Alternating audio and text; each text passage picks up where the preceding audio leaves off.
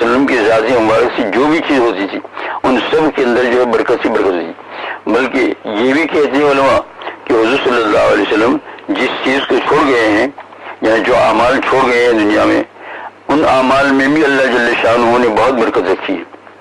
अगर आप हुज़ूर सल्लल्लाहु अलैहि वसल्लम का कोई अमल कर लो और अगर अपनी ज़िंदगी के अंदर जो है उसको हमेशा के लिए कर लो तो फिर जिंदगी का मूड ही रुख बदल जाता है, अल्लाह की तरफ, अल्लाह के साथ ताल्लुक पैदा होता है और हुज़ूर सल्लल्लाहु अलैहि वसल्लम और जिस अमल को करते हो इसमें बरकत आती है।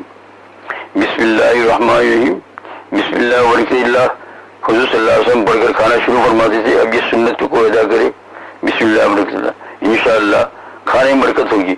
और खाने में बरकत जो है बहुत लाइन से होगी, ऐसा नहीं कि खाना बढ़ ही जाए, बल्कि ये है कि उस खाने से तंदुरुस्ती पैदा होगी।